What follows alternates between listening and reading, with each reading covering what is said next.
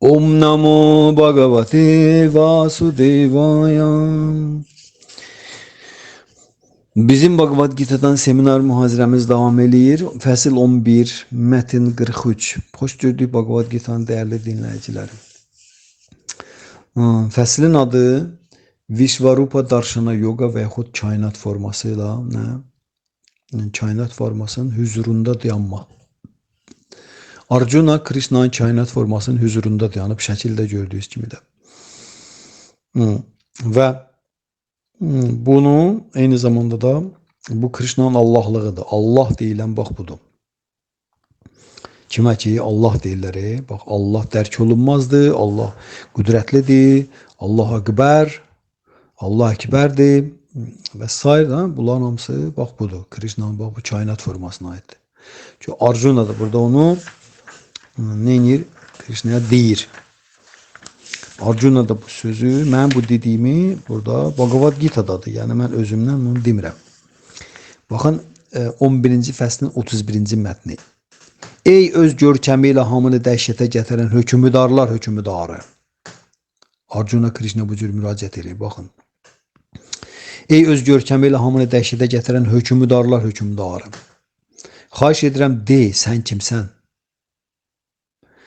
Mən sənə öz ehtiramımı bildirirəm. Xahiş edirəm, mənə rəhm elə. Rəhmin gəlsin. Ancaq Allahdan tanış gəlir, Allahdan rəhm dillər kimlər? Mən sənə öz ehtiramımı bildirirəm. Xahiş edirəm, mənə rəhm elə. Sən əzəli Allahsan.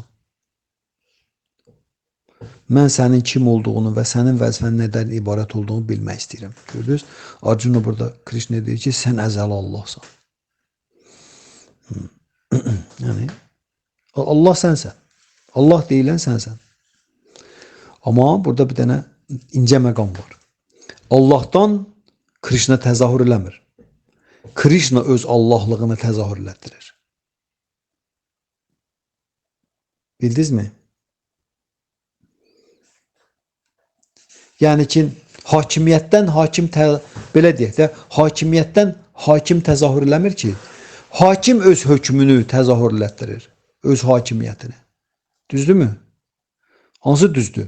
Deyək ki, hakimiyyətdən hakim təzahür elətdirir. Düzdür axı? Hakim gəlir öz hökmünü, öz hakimiyyətini təzahür elətdirir. Bax budur. Allah Ali şəxsdən öz Allahlığını təzahür elətdirir ki, bax mən Allaham. Amma Allah öz Allah Ali şəxsiyyətini təzahür elətdirmir. Bax impersonalizmlə personalizmin fərqi bundadır. İmpersonalistlər deyirlər ki, hakimiyyətdən hakim törüyür, yəni Allah öz şəxsiyyətini təzahür elətdirir, sonra yenə təzahür olunmamış formaya gedir o şəxsiyyət. Amma personalistlər deyirlər ki, yox, şəxsiyyət birincidir. Şəxsiyyət Allahın şəxsiyyəti, əzəlidir, o özünün Allahlığını təzahür elətdirə bilir. Və bu impersonalizmlə personalizmin fərqi budur. İndi biz çatmışıq 43-cü mətnə. Bhagavad Gita'nı öyrənməkdə, oxumaqda məqsədimiz nədir? Hal-hazırki dövrdə biz balaca Arjunalar, Arjuna nə vəziyyətə düşmüşdü? Arjuna vəziyyətə düşmüş ki, Arjuna Kshatri idi. Arjuna Kurukshetra döyüşündə döyüşməli idi, çünki bu Krishna'nın iradəsi idi. Həyata keçirməlidir. Amma Arjuna özünün dünyəvi nəylərindən, dünyəvi baxışlarından çıxış eləyərək, dünyəvi, cismani yəni. Orada iştirak eləməkdən imtina eləyirdi. Ona görə də Krishna Arjuna'nın transendental, yəni qeyri-dünyəvi, əbədiyyətə, ruhani təbiətini Arjuna'ya açıqladı ki, gördün, sən dünyəvi nələri, fikirləri burada yeri yoxdur. O görə Krishna Arjuna'nın transendental, ruhani təbiətini açıqladı ona və Arjuna öz ruhani təbiətini başa düşüb dərk edəndən sonra Krishna dediklərini həyata keçirdi. Amma hələ ki Arjuna dünyəvi təsəvvürlərində eləyənmirdi. Ona görə də bizim üçün də bugünkü gündə Krishna deyir ki 500 il bundan qabaq sizin Allah'a müqəddəsatların təmin başqa çıxış yolunuz yoxdur. Sığınacaq yeriniz yoxdur. Harer nama eva kevalam kalao nastiva gatiranatxa. Düzdür? Krishna bunu deyib 500 il bundan qabaq. Amma biz özümüzün dünyəvi təsəvvürlərimizdən çıxış eləyərək bunu eləmək istəmirik. Bu Krishna'nın əmridir əslində. Allahın əmridir bu. Bunu eləyin. İndiyə qədər nə olubsa hamısını mən göndərmişəm. İndidən mən bunu deyirəm elə. Amma biz Krisnanın əmrinə tabiçilik göstərə bilmirik. Özümüzdə buna güc tapmırıq. Ha? Niyə? Dünyəvi, cismani təsəvvürlərimizdən çıxış edir. Cismani nə? Mənsubiyyətlərimiz, bizim millətimiz, biz türkük, biz indus deyilik Hindistandan gələn əməliyə. Biz müsəlmanıq. Biz Hindistanlıların Allahına biz inana bilməli. Biz deyək ki, mən deputatam, Milli Məclisin deputatıyam. Mənim işim gücüm görə qədərdir. Mənim hara Hare Krishna, hara mən hara. Və yaxud da ki, biz yoga ilə məşğuluq. Biz Hatha yoga ilə məşğuluq. Bizi Hatha yoga ilə hər şeyi başa düşəcəyik. Bizi Krishna kimdir? Oturub Hare Krishna oxuyaq. Biz ailə saxlayırıq. Bizim bir külfətimiz var. Bizim haradadır? Hare Krishna oxumağa vaxtım var mənim. Vaxt haradaydı? Vaxt yoxdur. Və s. Bax, bütün bəhanələrin hamısı, mən demirəm 99%, baxın diqqətlə, 100%. Bizim Hare Krishna oxumamaq üçün gətirdiyimiz bəhanələrin 100%-i cismanidir. Yəni bizim bədənimizdən çıxış edirik. Bu hansı ki ölümlü itimlidir. Birazdan nə əlimizdən alacaqlar. Amma biz bundan çıxış edib bəhanə gətiririk. Yox, mən hara Hare Krishna oxumaq hara. Elə deyil. Bu da real dinin, həqiqi dinin və prinsiplərini tamamilə zidd olan bir şeydir. Çünki real din insana deyir ki, sən bu bədən deyilsən. Məhəmməd bəy Əsədullah deyir, Allah ruhu bədəndə yetişdirir, meyvənin ağacda yetişdirdiyi kimi. Bununla məşğuldur. Bildiniz? O demir ki, bədən. Allahın bədən nəyinə lazımdır? Ət-sümük konsistensiyası birləşməsidir. Bədən Allahın illüzor enerjisinin fəaliyyətidir. Allahın illüzor enerjisinin fəaliyyəti Allahın nəyinə lazımdır? Allaha onun özünün o əbədi transendental enerjisi lazımdır. O hansı hissəci, biz ruhi can. Ruhi can Allahın özünün bilavasitə ayrılmaz hissəciyidir. Amma bədən Allahın illüzor enerjisidir. Ayrılmış enerjisi. Düzdürmü? Ona görə də biz Bhagavad Gita'nı onun üçün oxuyuruq, öyrənirik ki, biz başa düşək ki, bu cismani bəhanələri qırağa qoymaq lazımdır. Allahın əmrini qəbul etmək lazımdır. Bax, bunun üçün oxuyuruq. İndi kimlər nə dərəcədə bunu özü üçün araşdırır, analiz edir, dərk edir, necə deyirsiniz? O bilsin, Allah bilsin, Krishna bilsin. Bax, biz buna görə məqsədimiz budur. Başqa məqsədimiz yoxdur. Mətn 43, fəsil 11. Sanskrit belədir. Pitasi lokasya chara charasya, pitasi lokasya chara charasya, tvamasya pujyascha gurur gariyan, tvamasya pujyascha gurur gariyan, natvat samost abhyadhika kutonyo, natvat samost abhyadhika kutonyo, Lokatrayepya apratima prabhava, Lokatrayepya apratima prabhava. Azərbaycan dilində beytin tərcüməsi. Sən bu maddi kainatın bütün hərəkətdə olan və hərəkətsiz şeylərin atasısan. Sən bu maddi kainatın bütün hərəkətdə olan və hərəkətsiz şeylərin atasısan. Sən onun sitayiş etdiyi hökmüdar və ali ruhani ustadısan. Sən onun sitayiş etdiyi hökmdar və ali ruhani ustadısan. Heç kəs sənə bərabər deyil və heç kəs səninlə vahidləşə bilməz. Onda üç dünyada səndən böyük şəxsiyyət ola bilərmi? Ey hüdudsuz qüdrət sahibi. Bax, bunu Arjuna dedi. Bunu Arjuna dedi. İndi Bhaktivedanta Swami Srila Prabhupāda'nın bax bu Arjuna'nın dediyinə izahı. Oğul atasına sitayiş etdiyi kimi insan da Allah ali şəxs Krishnaya sitayiş etməlidir. Oğul atasına sitayiş etdiyi kimi insan da Allah ali şəxs Krishnaya sitayiş etməlidir. Krishna ruhani ustaddır. İlk dəfə Veda biliyini Brahmaya Krishna vermişdi. İndi də Bhagavad Gita'nı Arjuna'ya söyləyir. Buna görə də o ilkin ruhani ustaddır və hal-hazırda hər bir həqiqi ruhani ustad Krişnadan başlayan şagird ardıcılığına mənsub olmalıdır. Krişnanın nümayəndəsi olmadan insan müəllim yaxud ruhani ustad olub transendental bilik verə bilməz. Tanrının bütün keyfiyyətləri sitayişə layiqdir. Onun qüdrəti hüdudsuzdur. Heç bir canlı məxluq Allah ali şəxsdən qüdrətli ola bilməz. Çünki nə maddi, nə də ruhi dünyada ona bərabər və ondan üstün heç kəs yoxdur. Hamı ondan aşağıda durur. Heç kəs ondan üstün ola bilməz. Üzr istəyirəm, bu Shveta Ashvatara Upanishadda 6.8 təsdiq edilir. Natasya karyam karanam chavidyati. Natat samash chabhyatikash chadrishyati. Tərcüməsi. Adi insan kimi Şri Krishnanın, Tanrı Allah Ali Şəxs Krishnanın da hissləri və bədəni var. Adi insan kimi Tanrı Şri Krishnanın da hissləri və bədəni var. Ancaq onun hissləri, bədəni, ağlı və özü arasında fərq yoxdur. Bunun tərcüməsi budur. Onu yaxşı tanımayanlar onun onun canı, ağlı, ürəyi və s. bir-birindən fərqləndiyini fikirləşirlər. Onu yaxşı tanımayanlar. Krishna mütləqdir. Buna görə də onun fəaliyyəti və enerjiləri də mütləq səviyyədədir. Onun hissləri bizim hisslərimizə bənzəməsə də, o hisslərinin vasitəsilə hər cür fəaliyyət həyata keçirə bilər.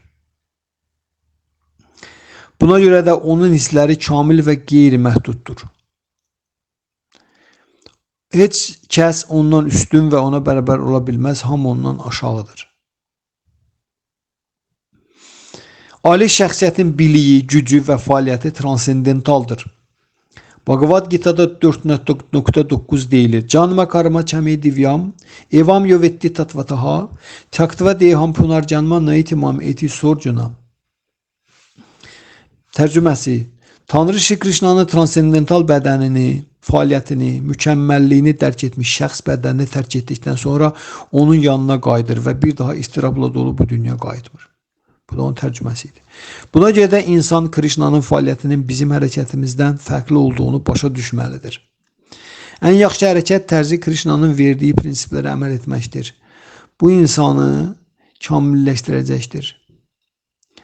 Şastralarda deyilir ki, heç kəs Krishnanın ağası deyil. Hamı onun xidmətçisidir. Chaitanya Charitamrita'da Adi Lila 5.142 deyilir. Ekaleshvara Krishna Arasabha Britya. Təkcə Krishna Allah'tır. Hamı onun xidmətçisidir. Hamı onun xidmətçisidir. Hamı onun əmrlərinə tabedir. Heç kəs onlara zid gedə bilməz.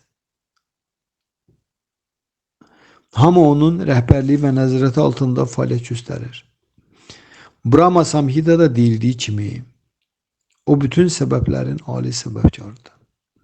Bu Bhaktivedanta Svanishla Prabhupāda'nın 11-ci fəslin 43-cü mətninə verdiyi izah edir. Deməli, 43-cü mətin Arjuna 41-42-də gördüklərini təsvir eləyə gedir. Arjuna gördüklərini təsvir eləyə gedir.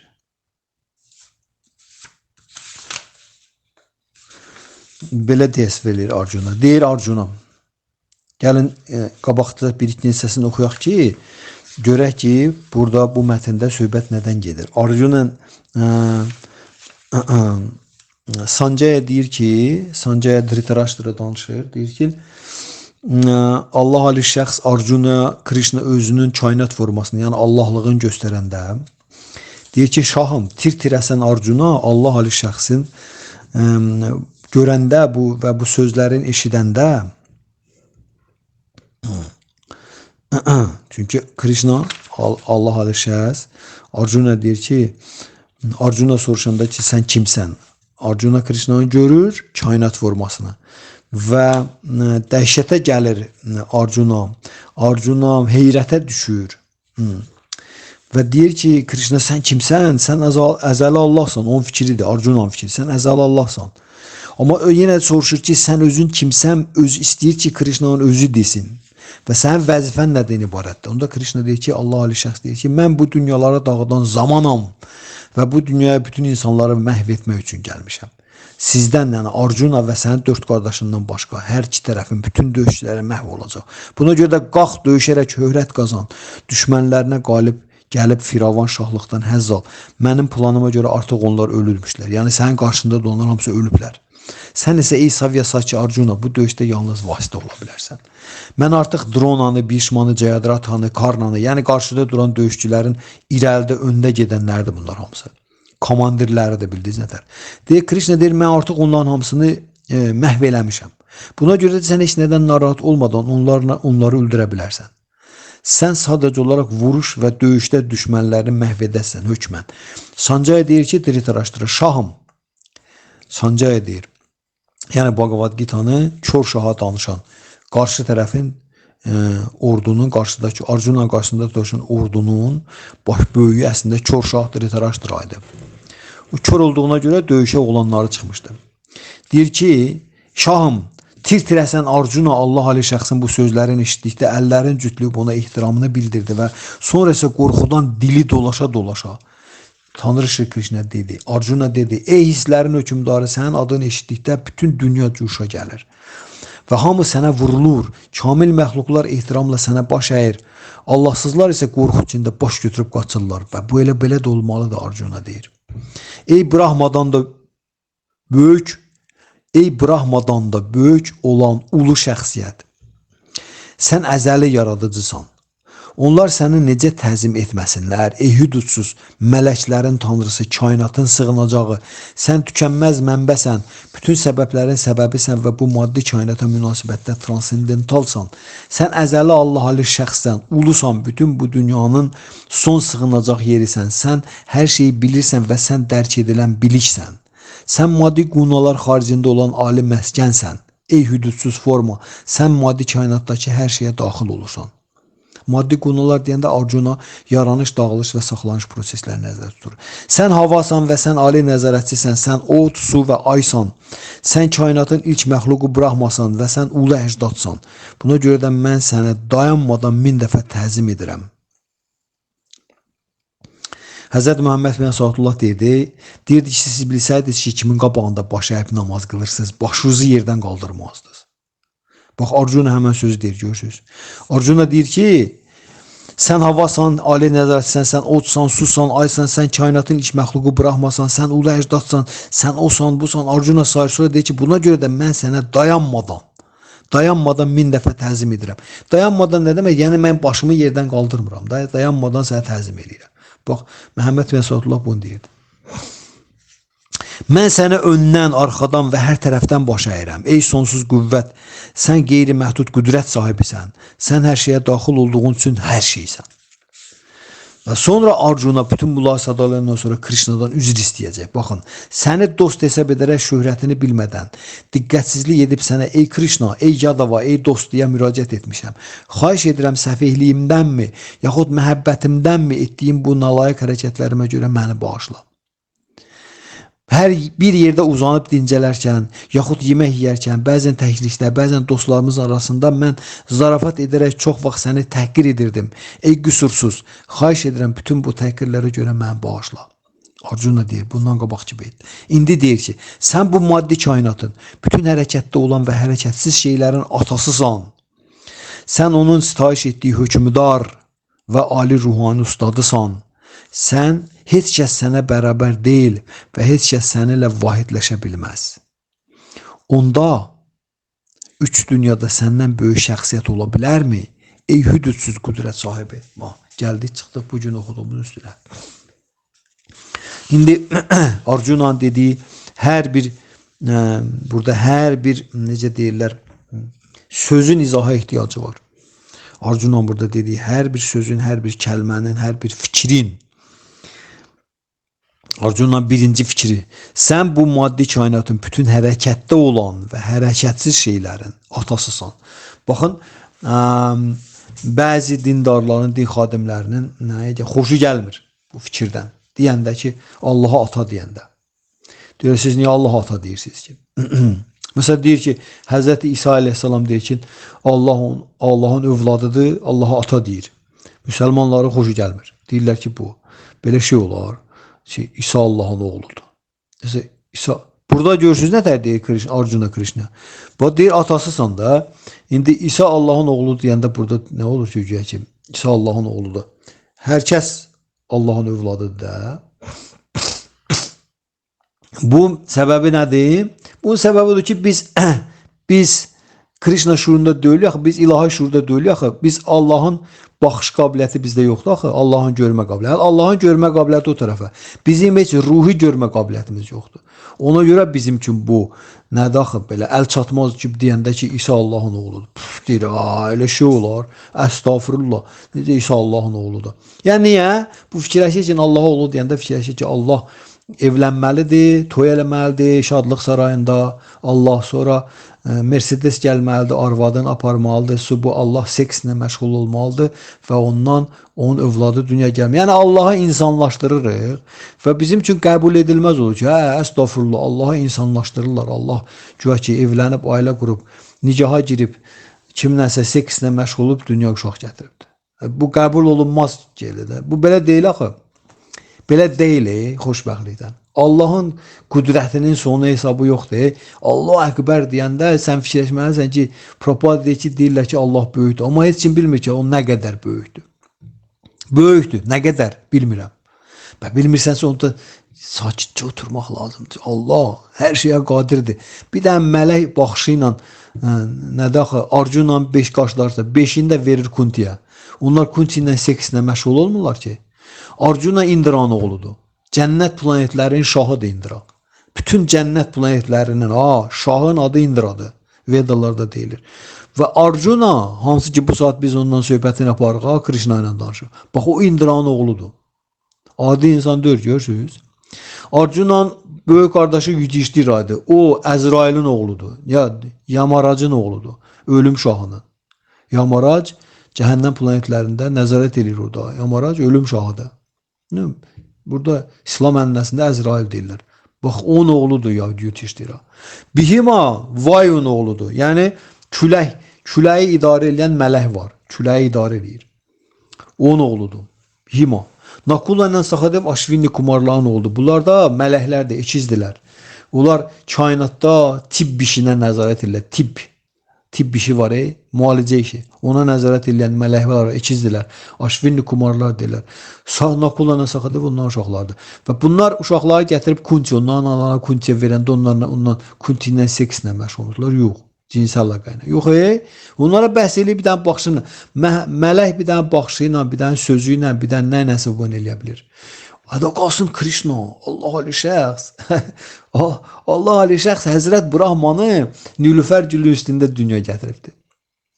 Həzrət Brahman bizim kainatın ilk canlısıdır. Kainatın, planetin yox. Söhbət Adəmlə Həvvadan getmir. Kainat yarananda onun içi qaranlıqdır, heç nə yoxdur, zülmət. Krishna bura daxil olur, Karbadakashay Vishnu kimi özü. Krishna bura daxil olmamışına qabaq bura heç kim heç nə təzahür edə bilməz burada, heç kim bura girə bilməz. Krishna ilə bir yerdə gəlir bura kainatda yaşayan canlı varlıqlar. Kimdən? Karbadakashay Vishnu ilə. Amma Krishna gəlinə qədər kainat bomboşdur, heç nə yoxdur. Nə canlı varlıq var, nə canlı, nə cansız var. Nə hərəkətdə olan, heç nə yoxdur. Bomboşdur. Və Krishna daxil olur bura. Kim? Karbadakashay Vishnu kimi. Mahavishnu kimi yaradır kainatı. Karbadakashay Vishnu kimi girir kainata. Özü ilə bir yerdə bu kainatda yaşayacaq, mövcud olacaq canlı varlıqların hamısını özü ilə bir yerdə gətirir. Onlar cənnət planetlərində yaşayanlar, cəhənnəm planetlərində yaşayanlar, orta planetdə yaşayanlar, incə bədəndə yaşayanlar, bütün məxluqların hamısı, bütün ruhi can deyilənlərin hamısını Krishna özü ilə gətirir. Nələri ilə? Karmaları ilə bir yerdə. Gəlir kainatın yarısına qədər, kainat isti olur, kainatın yarısına qədər su ilə dolur. Bu Karbadakashay Vishnu bədənin tərindən dolur yarıya qədər. Sonra onun üzərində Ananta Şirşə gəlir uzanır. Ananta Şirşə 1000 başlı ilandır. Başların sayı yoxdur. Deyir kainat yaranandan dağılana qədər həmin o ilan, o çox başlı ilan var. Hər başı ilə Allahın bir dənə keyfiyyətini sadalayır. Kainat qutarana qədər qutarmır. Kainatın ömrü qutar, amma Allahın keyfiyyətlərinin sayı qutarmır. Hər başı ilə bir dənəsini deyir sadəcə olaraq.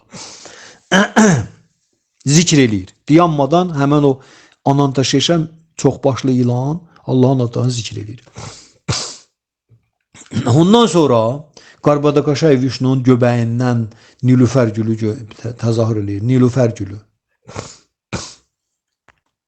Nilüfər gülün gövdəsi boyu bu kainatda mövcud olan planet sistemləri hamısı Nilüfər gülün gövdəsi boyu düzülüblər.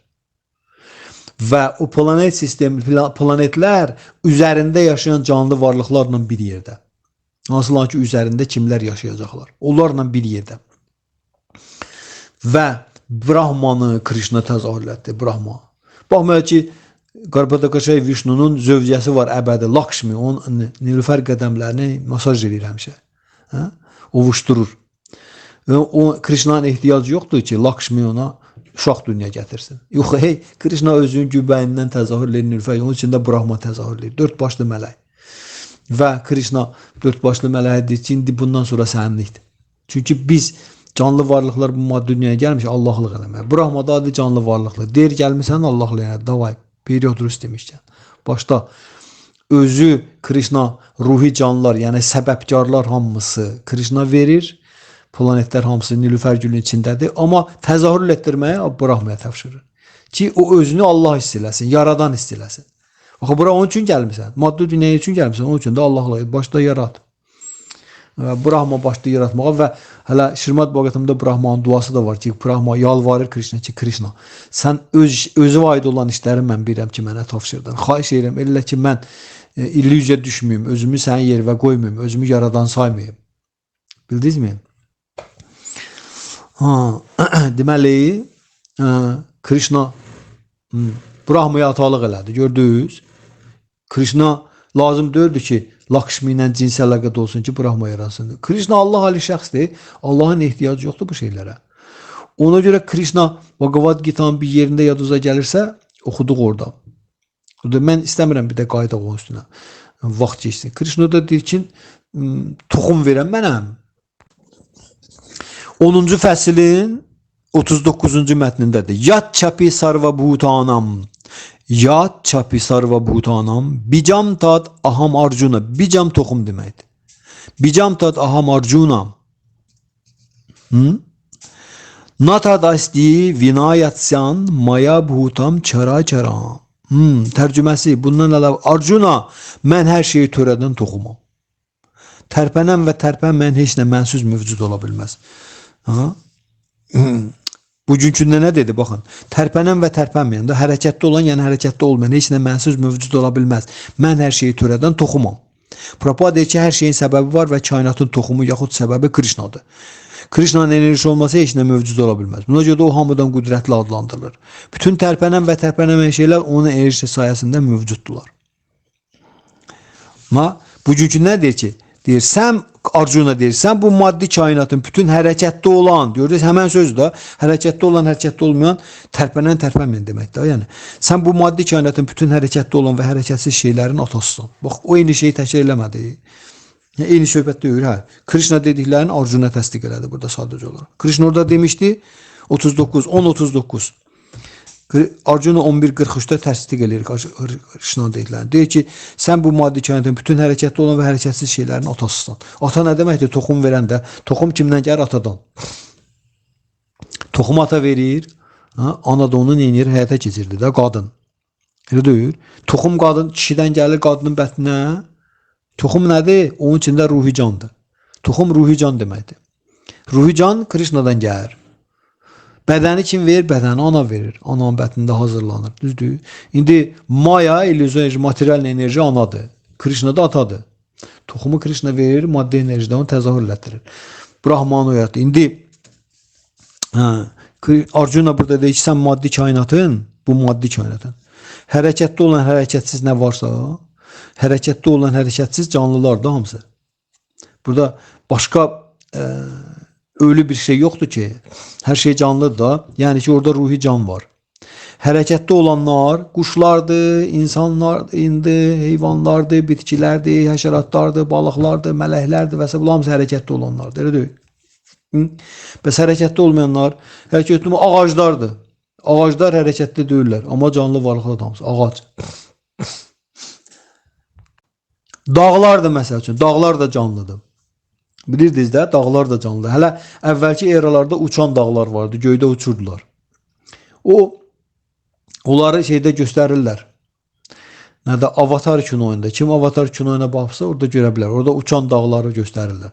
Dağlar qabaq uçurdu göydə. Sonra bir moment gəlib çatandan sonra onları yenirlər, düşürlər, yerdə dururlar yerə. Bu başqa bir mövzudur. Yəni ki, dağlar da canlıdır. Daşlar da canlıdır. Daş da daş var. Daş var, onun içində can var. Sadəcə olaraq daşdır da. Sonra bəzəkli daşqaşlar var, onlar canlıdır. Orada şuur da yanıb da, şuur inkişaf eləmir. Ya da həddindən artıq ağır-ağır inkişaf eləyir. Bildiniz nətər? İndi ona görə tərpənməz dağlardır, bitkilərdir və s. daşlardır. Tərpənənlər də ki, saydıq da. Arjuna burada deyir ki, bu maddi kainatda bütün bu tərpənməz nə varsa, bunların hamısının atası sənsin. Ata sözün mənası, toxum verən deməkdir. Yəni, bütün canlı varlıqların toxumu ruhi can demək. Toxum da ruhi can deməkdir. Başa düşdünüz? Ruh, yəni bu can var biz. Bu toxum o deməkdir. Toxum nə deməkdir? Məsələn, buğdanın toxumu. Buğdanın toxumu. Tam, nə bilim nə, tam ağacın toxumu, gülün toxumu, istənilən bir şeyin toxumu var.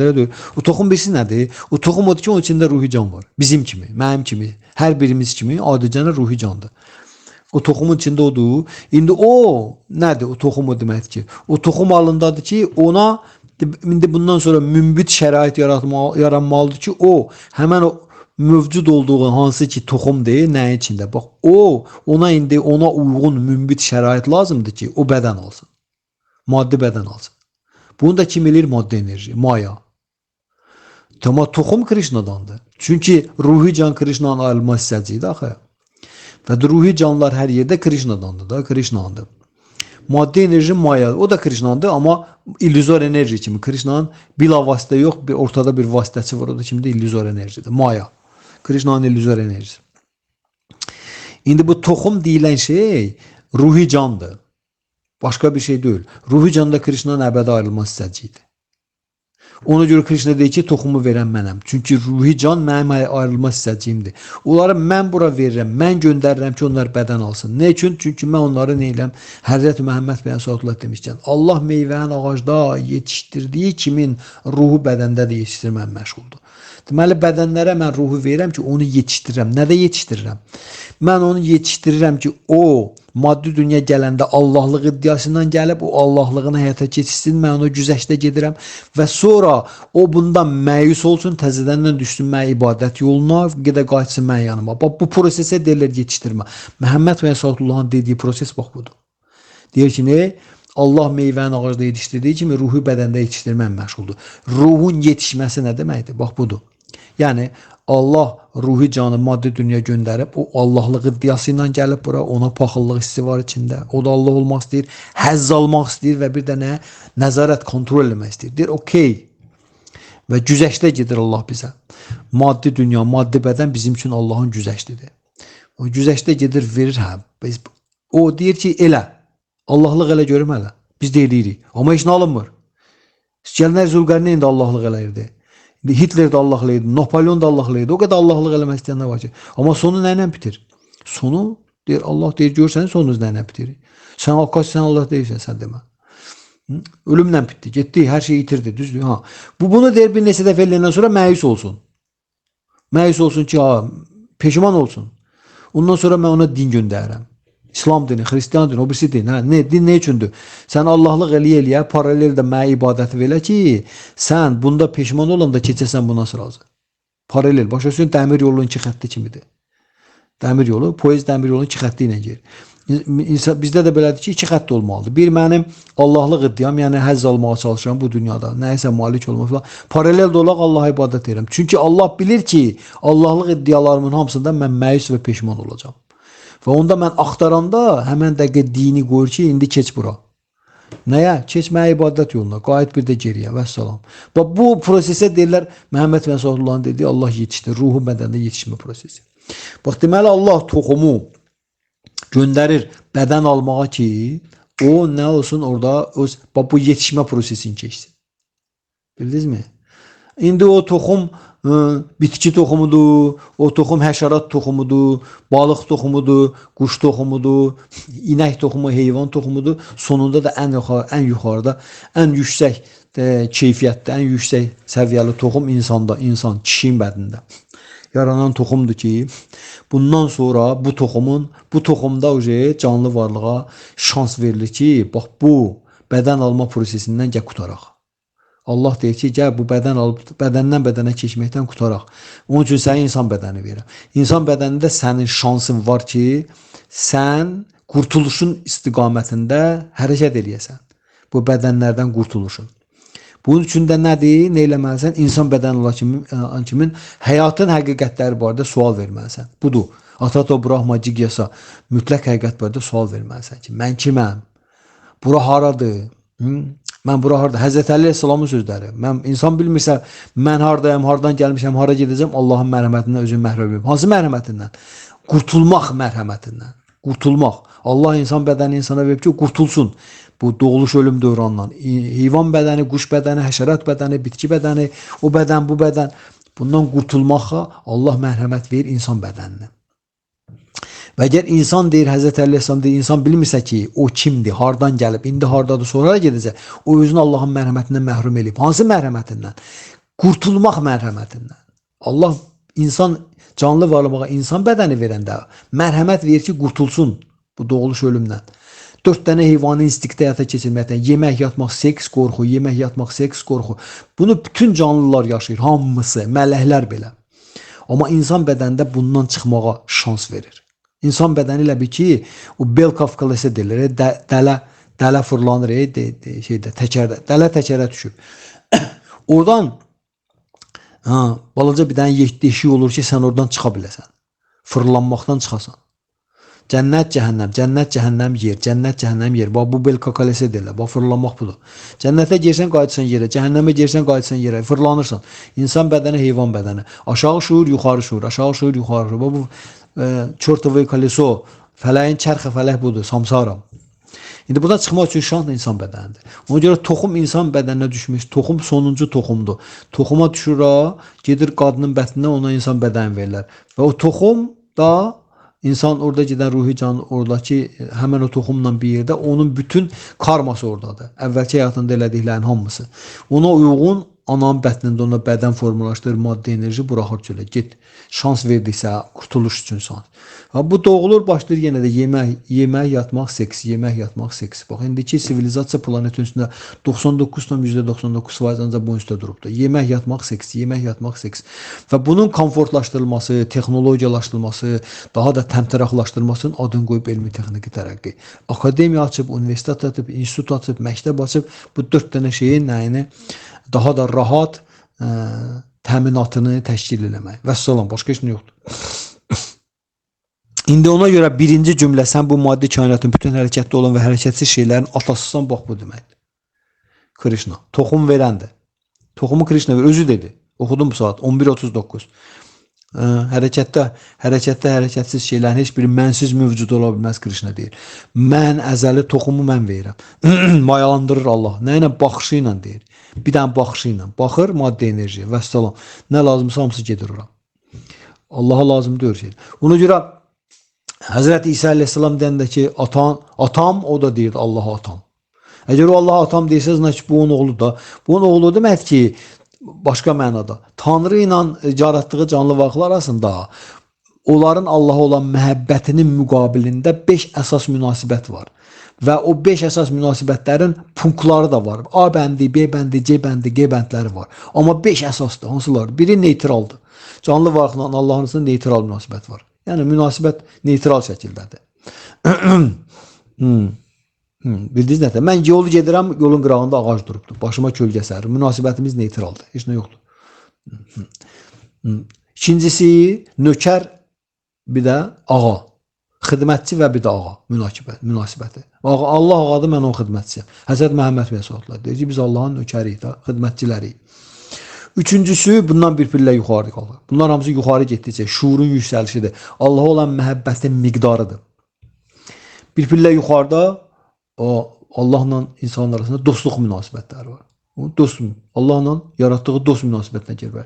İstəyirsən dostluq elə bilərik biz səndən. O hər münasibətin özünün qaydaları, şərtləri, özünün nətər deyirlər, münasibətləri, özünün ibadət qaydaları var hər münasibətin.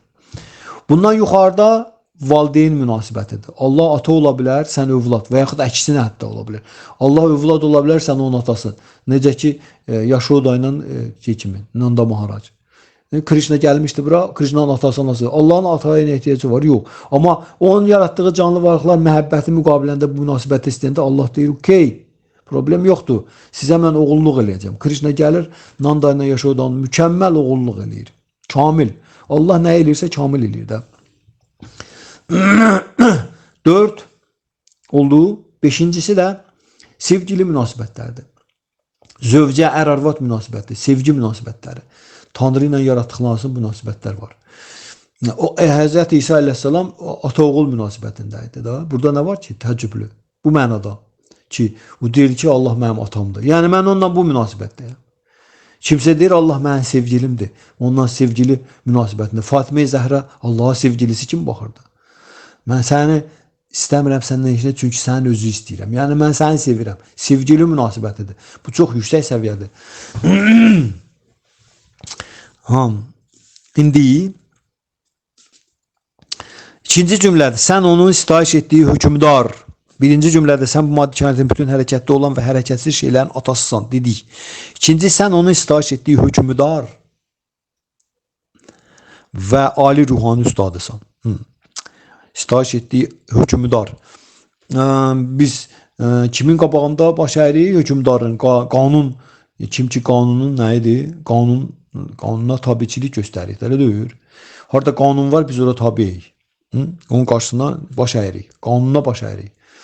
Hökümdar qanun deməkdir, hökm verən deməkdir, qərar çıxardan deməkdir. Bildiyiniz nətəri? Və bu son hökm, son qərar Allahındır. Krishna'ndır. Bütün hökümdarların hamısının, bütün qərar verənlərin hamısının yuxarıda duran odur. Yəni bu deməkdir ki, bütün hökmlər və qərarların hamısı son nəticədə Allahın iradəsi ilə əlaqədardır. Allahın istəyi ilə əlaqədardır. Allahın planı ilə, niyyəti ilə, məqsədi ilə, məramı ilə bu dünyada keçirdiyi, onunla əlaqədardır. O bu dünyada nə ilə məşğuldur? Yəni bütün hökmlər, hökmdarlar, bütün qərarlar, qanunlar, bütün qaydalar, bunların hamısı son nəticədə bir dənə tək olan Allahın iradəsi ilə, istəyi ilə, məramı ilə, məqsədi ilə, niyyəti ilə əlaqədardır. Ondan törüyüb gəlirlər. Və o sonuncu Krishna'dır. Sonuncu Krishna'dır ki, son, yəni bütün hamısı son nəticədə Krishna'nın iradəsinə bağlıdır. Bildiyiniz nətər? Bu demək ki, sən onun sitayiş etdiyi hökümdarsan və ali ruhani ustadsan. Ali ruhani ustadı deməkdir ki, ruhani ustadın işi nədir? Ruhani ustadın işi Allahın mərhəmətin bağışlamasını çatdırmaqdır. Deyirik, Quranda deyirik, Allah bağışlayandır, Allah bağışlayandır. Düzdür? Bax, o Allahın o bağışlamasını çatdıran ruhani ustaddır. Ruhani ustad odur. Kimdir? Allahın bağışlamasını çatdırır. Allahın mərhəmətinin mücəssəməsidir. Ona görə də deyirlər ki, ruhani ustad hər kəsi olduğu kimi qəbul edən Allahdır. Tutdunuz nə dedim? Ruhani ustad Allah deyil. Söz Allahın bax bu keyfiyyətini daşıyır. Bax Məhəmməd Peyğəmbər sallallahu ruhani ustaddır. İsa əleyhissalam ruhani ustaddır. Sonra canım sizə desin, Prabhupada Bhaktivedanta Swami Prabhupada, hansı ki oxuyuruq burada, ruhani ustad. Yəni bu ruhani ustad, Budda ruhani ustad ki rolundaydı, məqamındaydı. Ruhani ustad o şəxsiyyətdir ki, o Tanrıdan aşağıya gələn biliyin ötürülməsi silsiləsində yeri var. Yəni o biliyi Tanrıdan alıbdır. Bildiniz, bax bu ruhani ustad ona deyirlər. Tanrıdan biliyi almayan ruhani ustad ola bilməz. Özündən uyduran ruhani ustadlıq elə bilməz. O Tanrıdan aşağıya biliyinin ötürülməsi prosesi var. Məhəmməd Peyğəmbər Tanrıdan biliyi kim verdi? Mələk verdi. Başa düşdünüz? İndi Bhaktivedanta Swami Prabhupadanın öz ustadı var. Ustadın ustadı var. Ustadın ustadı var. O da gerçək Krishna. Sonuncu Krishna'dır. Və o Krishna'dan biliyi ötürəndə Arjuna'ya indi verir Krishna. Arjuna'ya ustadlıq eləyir. Ona görə o bilik əslində Tanrının mərhəmətidir. Tanrının mərhəməti onun bağışlaması deməkdir. Nəyi bağışlayır? Bizim bura Allahlıq iddiası ilə gəlməyimizi. Bizim ondan üz döndərib bax bu həbsxanaya gəlməyimizi. Krishna bağışlayır bizə həmişə. Çünki Krishna sevgisi var axı ona görə. Yəni Krishna bizdən kin saxlamayacaq ki, acıq saxlamır. Krishna axı bilir ki, biz bunu cahilliyimizdən eləyirik. Elə deyir, uşaq öz cahilliyindən valideynə qaşıq bir üz qarağı eləsə, valideyn ondan kin saxlayıb küsül olmalı deyir ki, valideyn görür ki, uşaq da cahildir da, başa düşmür, elə qanmır. Başa düşdür. Ona görə hər dəqiqə övladını bağışlamağa hazırdır. Normal, ağıllı valideyn. Ona görə Krishna hər dəqiqə haçan üzü çevirsən, Krishna bağışlamağa hazırdır. Bir şərtlə ki, biz onun bağışlamağından sui-istifadə eləməyək. Yəni ki, o bağışlayır, mən elə istədiyim eləyim, o bağışlayacaq. Belə deyil. Hər dəfə biz onun bağışlamağından sui-istifadə eləyəndə bizim aramıza Tanrı Şri Krishnanın xidmətçiləri var, hansılar ki, əllərində qamçısı var. Onlar maya, illüzor enerji, şeytan daxil olur və bizi daha da uzaqlaşdırır ondan. Və onun bağışlanmağı bizə gəlib çatmır. Çünki biz hər dəfə onun bağışlanmağından sui-istifadə edirik. Bu mənada ruhani ustad Tanrının mərhəmətinin mücəssəməsidir. Yəni, Tanrının mərhəmətin mücəssəməsi, Tanrının mərhəməti nə deməkdir, ruhani ustad nə deməkdir? Hər kəsi olduğu kimi qəbul edən Allah. Hər kəsi olduğu kimi qəbul eləmək o deməkdir ki, insan Tanrının ona məsləhət görmədiyi, qadağan bildiyi, onun ruhi rifahından çıxış eləyərək də, qolan şeylərə insan pozanda, insan düşür o həmən şeylərdən asılı vəziyyətə və öz iradəsindən məhrum olur. Öz-özünü idarə edə bilmir. Və belə insan düşünləşə gedəcək. Və bu bataqlıq prinsipidir maddi dünya. Bataqlıq prinsipi odur ki, bataqlığa düşən orada özü nə qədər çabalasa özünü xilas etmək, o qədər bataqlıq onu soracaq. Deməli ona kimsə kənardan əl uzatmaq. Bax o kənardan uzadılan əl ruhani ustaddır. Ruhani ustad həmən o şəxsiyyətdir. O kənardan əl Allahın əli uzadır ki, gəl səni çıxardım oradan. Mən olmasam səni heç kim çıxartmayacaq oradan. Çünki sən iradəndən məhrum eləmsən özün. Nə ilə? Sənə məsləhət görülməyən şeyi eləyəndə sən üz ipi verirsən onun əlinə. Olur sənin başı üzərində hökümdar və səni yavaş-yavaş sıxır aşağıya. Bu da maddi, maya, illüzor enerjinin fəaliyyətidir. Ona görə ruhani ustad gəlir, insanı olduğu kimi qəbul edir. O deməkdir ki, ruhani ustad gəlir, insanı nenir, insanı günahlandırmır. İnsanı nə eləmir, insanı şərt qoymur. Deyir, olduğun kimi qəbulsan, gəl bura. Sadəcə olaraq bundan sonra mənim dediklərimi elə. Vəssalam. Bax, buna deyirlər, əlimi uzatdım. Düşmüsən bataqlığa, eybi yoxdur. Səni qəbul edir, bataqlıqdasan. İndi mən əlimi uzadıram, tut əlimdən. Sən mənim əlimdən tutmaqdan imtina eləsən də, bu demək ki, səni xilas etmək qeyri-mümkündür. Bildiniz nə tərəf? Bax, bu indi Krishna əlini uzadır, mən də şəkil də qoyacam sizə. Krishna əlini uzadır, deyir, əlinizi verin, çıxardım o. Bizdə var, tıx-tıx xanım, əli mənə bəstərəcək, yox, biz səndən küstərəcək. O Tanrı əlini uzadır, deyir, Harer nama, Harer nama, Harer nama, və keyvalam, Kalavu Nasteva, Nasteva, Nasteva, Qatrinatxat. Mən müqəddəs adlarımı tərənnüm eləsən, səni dartıb çıxardacam, biz deyirik, yox. Deyir, əli mənə bəstərəcək, deyir, yox, yox, biz səndən küstərəcək. Əli mənə bəstərəcək, yox, biz səndən küstərəcək. Deyir, okey, get onda. İndi bu deməkdir, ruhani ustad Tanrının həmən uzanmış əlidir. Yəni, mərhəməti bu deməkdir. Bizi nə edir o? Hər kəsi olduğu kimi qəbul eləmək, yəni ona bağışlamaqdır. Mən səni bağışlayıram da, bu deməkdir, hər kəsi olduğu kimi qəbul eləmək. Sən indiyə qədər ediləyələri səni bağışlayıram, bu deməkdir. Bax, ruhani ustad bunun mücəssəməsidir.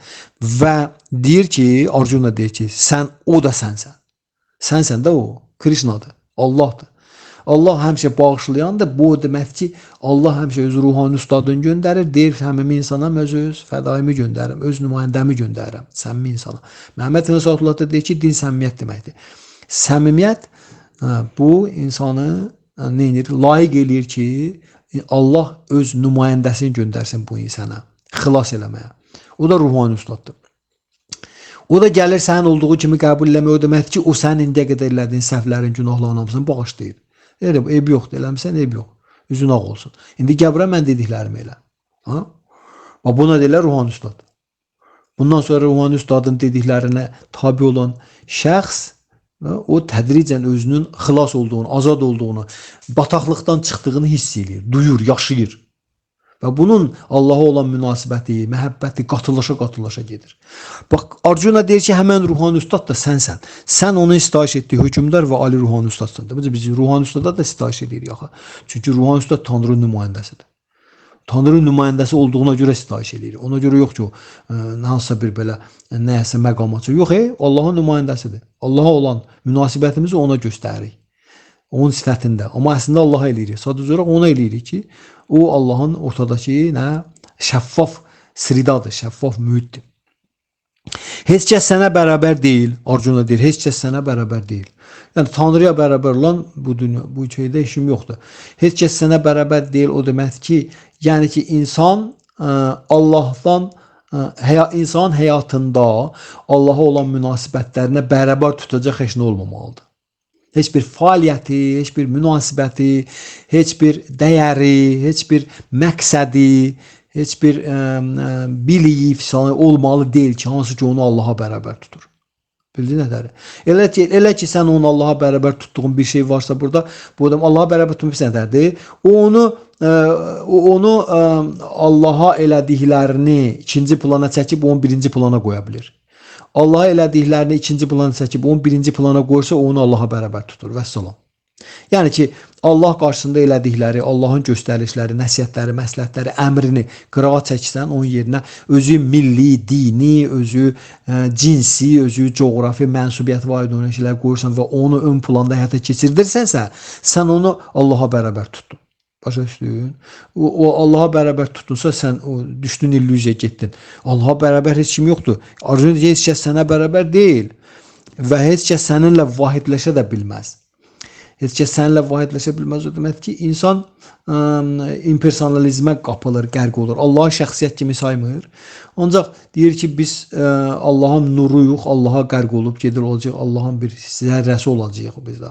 Hissəci isə elə biz də Allahıq. Bu Hindistanlılarda daha çox bu problemlər var. Ancaq burada da var o problem. Sən heç kim səndən vahidləşə bilməz, yəni heç kim Allah ola bilməz. Heç kim də sənə bərabər ola bilməz. Yəni nə heç kimsə sənə ola bilər, nə də sənə bərabər ola bilər. Bu insanın dünya görüşündə, dünya baxışında, həyat tərzində, bu insanın düşüncələrində, bu insanın əməllərində özünü biruzə verir. Sadəcə olaraq fəlsəfi şey deyil bu. Yəni mən izah elədim. Heç kəs sənə bərabər deyil o deməkdir ki, İnsanın həyatında bir onun ruhi can kimin Allahın qarşısında borcları var. Bir də bədən kimi dünyada borcları var. Düzdür? İnsan əgər dünyada olan borclarını ön plana qoyursa, Allaha olan borclarını ikinci plana itəlirsə, bu deməkdir ki, onu Allaha bərabər tutdu. Bildiniz? Bu yəni qaydadan çıxdın qırağa. Bu demək ki, belə insanın problemləri aşıb daşacaqdır. Belə insan problemlər yaşayacaq hökmən. Çünki o ən vacib olanı, yəni o dünyada tutduğu mövqeyini qurtuluşundan ön plana qoydu. Bildin nə də? Dünyada tutduğu mövqeyi qurtuluşundan ön plana qoymaq olmaz. Bu cür insan varsa, bu insan başa düşməlidir ki, o özünü Allaha bərabər tutdu. O nəyisə Allaha bərabər tutdu. Dünyanın nəyinisə Allaha bərabər tutdu. Başa düşdünüz? Ona görə Allaha bərabər heç kim ola bilməz. Tüm bolli dəhlər rus demişkən ondan üstün ola. Amma indiki zamanda biz görə bilərik ki, bütün sistem qurulub Allaha bərabər, hətta Allahdan üstün tutulmaq üstündədir. Bütün sistem, təhsil sistemi, iqtisadi sistem Allaha bərabər və ondan üstün tutulur. Ona görə də bax, nədir? Cəhalət başalıb gedir. Çünki bilik ancaq Allahdadır axı. Başqa bilik yoxdur. Yəni, cəhalət insanı götürüb aparır. Hər şeydə cəhalət başalıb gedir. Deyir ki, Arjuna sual verir sonunda. Arjuna'nın sualı görün nə qədər dəyərlidir. Deyir ki, sən bu maddi kainatın bütün hərəkətdə olan hərəkət şeylərin atasısan. Sən onun sitayiş etdiyi hökmdar vali ruhani ustadısan. Heç kəs sənə bərabər deyil və heç kəs sənlə vahidləşə bilməz. Nöqtə. İndi deyir ki, Arjuna, bax bunları dərk eləyə bilən insan, başa düşə bilən insan, əgər insan bunları dərk eləyə bilərsə, başa düşərsə, tutdunuz nə demək istəyirəm? Fikrimi çatdıra bilirəm. Çox ciddi məsələdir bu. Əgər insan bunları həqiqətən dərk edib başa düşə bilirsə, onda üç dünyada onun üçün səndən böyük şəxsiyyət ola bilər? Arjuna soruşur. Onda üç dünyada səndən böyük şəxsiyyət ola bilərmi? Ey hüdudsuz qüdrət sahibi. Yəni belə insan üçün səndən böyük şəxsiyyət yoxdur onu. Əgər onu bunu dərk eləyirsə. Əgər insan bunu dərk eləmirsə, onda o başqa şey tapa bilər. Başqa şeylərə sığına bilər. Amma incə insan başa düşübsə ki, sən bütün hərəkətdə olan hərəkət şeylərin hamısının atası Krishnadır. Onun sitayiş etdiyi hökümdar Krishnadır. Ruhani ustad Krishnadır. Heç kəs Krishna bərabər deyil və heç kəs Krishna ilə vahidləşə bilməz. Heç kəs Krishna ola bilməz. Düzdür? Əgər insan bunları dərk eləyirsə, bilir yox ha, dərk eləyir. Bilməklə dərk eləməyin arasında çox böyük fərq var. Çünki bilməklə dərk eləməyin arasında bildikləri və əməl eləmək var. Əgər əməl eləmirsənsə, sən onu dərk eləməyəsən. Qeyri-mümkündür. Müqəddəs kitabdan oxuduğun biliyə əməl eləmədən onu dərk eləmək qeyri-mümkündür. Qeyri-mümkündür. Heç kim deyə bilməz ki, mən oxudum, başa düşdüm. Xeyr. Əməl eləməyincə qədər başa düşmək qeyri-mümkündür. Əməl eləyənlərə Krishna açır, özü açır. Çünki Arjuna Krishna'nın fədaisi olduğu üçün, əməl elədiyi üçün həyatında Arjuna özü açdı da Krishna özünü. Arjuna başa düşmədi ki Krishna'nı. Krishna özü Arjuna açdı. Arjuna görmədi ki Krishna'nı. Yox, Krishna özü ona görmə qabiliyyəti verdi. Biz də eyni ilə. Ona görə də əməl eləməyincə qədər deyilənlərə heç kim orada yazılanları başa düşə bilməz. Ona görə də bu şeyləri dərk eləyənlər heç vaxt üç dünya hansıdır? Cənnət, cəhənnəm, bir də orta planet sistemi. Bizim planet. Bu deyir ki, belə insan üçün səndən böyük şəxsiyyət ola bilməz. Belə insan üçün sən ən ali şəxsiyyətsən və o özünü həmişə sənə həsr eləyəcəkdir. Daim sənə həsr eləyəcəkdir. Belə insan. Arjuna'nın sualı bundadır. Bildinizmi? Ona görə də Tanrı transendental şəxsiyyətdir. Transendental ki, bizim bu maddi dünyada bütün ölçü sistemlərimiz, vahidlərimiz, bir, sonra zaman, iki, sonra bir də üç proses, yaranış, dağılış, saxlanış. Bax, bunların hamısı onun hökmü altındadır, onun təsiri altında, onun nəzarəti altındadır, onun iradəsinə və istəyinə tabidir. Bildiniz? Yəni o, onların hamısının fövqündə durur. Bax, bu demək ki, Krishna transendental şəxsiyyətdir. Transendental bu deməkdir. Və bu, əslində bu beyti artıq izaha ehtiyacı var. Mən indi düz bir saatda danışıram, düz bir saatda. Amma bunun artıq izaha ehtiyacı var. Sadəcə olaraq mən fikirləşirəm ki, biz onsuz da bu mətnlərin hamısı, növbəti mətndə, məsələn 44-cü mətndə də bunun üstünə qayıdacağıq. Yəni mən yenə bunun üstünə qayıdacağam.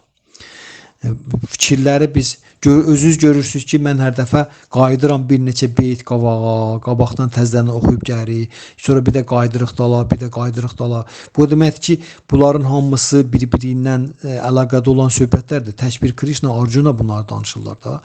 Və ona görə bunların hamısını qarşılıqlı əlaqədə bunları dərk eləmək lazımdır. Qarşılıqlı bütün bu nəsihətləri, Krishna'nın nəsihətlərini, Arjuna'nın realizasiyalarını qarşılıqlı başa düşülməlidir bunlar hamısı. O cür burada Arjuna dedi, sən atasısan, bütün hamının atası Krishna'dır. Hərəkətdə olan hərəkətsiz, hər şeyin atası sənsən. Gördünüz? Hər şeyin atası Krishna'dır, atı toxum verəndir. Olayın sitayiş etdiyi hökümdarsan, hökümdar ölkənin şahı Krishna deyir ki, insanlar arasında şah mənəm. Hökümdar kimə deyirlər? Şaha deyirlər də. Hökm verənə deyirlər, düzdür? Və o hökümdarın hökmünün arxasında duran Krishna'dır da. Krishna'nın hökmünü həyata keçirir o. Və ona görə Krishna deyir ki, mən bu biliyi həmişə mömin şahlara vermişəm. Çünki şah mənim yerimdə oturubdur. Və o mənim iradəmi bilməlidir. Mən bu dünyanı ne üçün yaratmışam? Canlı varlıqları bura ne üçün göndərirəm? Mən burada hansı prosesləri həyata keçirdirəm? Nəyə nail olmağa çalışıram? Hökümdar bunu bilməlidir və buna uyğun da mənlə nə əməkdaşlıq eləyərək hərəkət eləməlidir. Yəni hökümdar Allahla əməkdaşlıq eləyərək hərəkət eləməlidir. İdarə eləməlidir. Və bu deməkdir ki, bizim hamımızın hökümdarın sifətində göstərdiyimiz tabiçilik Allaha olan tabiçilikdir. Hökümdara göstərdiyimiz tabiçilik bizim Allaha olan tabiçiliyimizdir. Çünki Krishna deyir ki, burada deyir ki, Arjuna ali hökümdar sənsən. Krishna deyir ki, insanlar arasında şah mənəm. Və ruhani ustad da dedi ki, kimdir ruhani ustad? Bilik verəndir. Tanrı'nın biliyini göndərir. Ruhani Ustad Tanrı'nı bizə verir. Tanrı Ruhani Ustad göndərir. Ruhani Ustad da Tanrı'nı bizə təqdim edir. Ona görə Tadvidi Pranipatena Pari Krishna Sevaya Upadikşanda Teganam Kenan Ustad ve Darşınam. Deyir ki, sən həqiqəti bilmək istəsənsə Ruhani Ustada yaxınlaş. O həqiqəti görür və o sənə onu göstərəcəkdir. Ona sadəcə olaraq müthiccəsinə xidmət elə və sual ver. Ruhani Ustadın da mövqeyi mən sizə izah elədim. Ruhani Ustad Tanrı'nın mərhəmətinin mücəssəməsidir. Tanrı'nın mərhəməti onun bağışlamasıdır. Tanrı'nın bağışlamasıdır. Tanrı'nın bağışlaması bu bizi olduğumuz kimi qəbul eləmək deməkdir. Ona görə Ruhani Ustad hər bir kəsi olduğu kimi qəbul edən Allahın özüdür. Hər bir kəsin olduğu kimi qəbul edir. Bu nə deməkdir? Bu bizi yəni bağışlamaq deməkdir də. Bağışlamaq bu deməkdir. Sən olduğun kimi qəbul edir. Nə gündəsən, eybi yoxdur. İndi bax bugünkü gündə Çeytani Mahaprabhu nə deyir? Deyir, nə gündəsiz eybi yoxdur. Eybi yoxdur. Təyyarə düzəltmisiniz, eybi yoxdur. Üzü uzaq olsun. Yerin altı ilə metro tikmisiniz, üzü uzaq olsun. Elə əcəb eləmisiniz. Fabriklər, zavodda tikmisiniz. Bunların hamısı mənim bütün qaydalarımın hamısının əksinədir, ziddir. Yəni necə mənim yaratdığım bu gözəl təbiətə siz ziyan vurursunuz ancaq dayanmadan. Əcəb eləmisiniz. 120 mərtəbəli ev tikmisiniz, əcəb eləmisiniz. Ha? 20 milyonluq, 50 milyonluq şəhərlər tikmisiniz, əcəb eləmisiniz. Hansı ki, bunların heç biri mənim planlarıma uyğun deyil. Yəni müasir dövrün insanların qrup yaratdıqlarının heç biri Tanrı'nın planlarına uyğun deyil. Əksinə 100% ziddir. Neçün? Çünki insan Allah'tan biliyi alıp inamı olmadan insan Allah'tan biliyi alanda o ona Allah'ın ziddine istifadə edir. Bildiniz? İnamı olmadan. Ona görə də deyir ki, Çeytani Mahaprabhu deyir, eybi yoxdur. Allah Ali şəxsdə mərhəmətin ünvanıdır. Deyir, eybi yoxdur. Üzü uzaq olsun. İndi mənim dediyimi elə. Eybi yox, qoy hamısı qalıbdır. Mənim dediyim elə. Nə Harir-nama və Kevalam. Kalauna Nastiva Qatrinata. Tanrı müqəddəsatlarını tərnüm eləyin. O bu düzüb qustub qrup yaratdıqlarının hamısı ilə öz-özünüzə görəsiniz ki, onların hamısından nə baş verəcəkdir. Başa düşdünüz. Mən burada dayanıram. Hamıya öz dərin minnətdarlığımı bildirirəm. Bütün dinləyicilərə. Söhbətimiz davam edir. Həmən bu səfkidə növbəti mühazirələrimiz də elə bax bu indiki söhbətimizin davamı olacaqdır. Kimisə sual olar, kimisə iradə olar, kimsə nədən narazıdır, kiməsə nə aydındır, buyursun. Tanrı mərhəmət sırasında çalışarıq izah eləyək. Hare Krishna.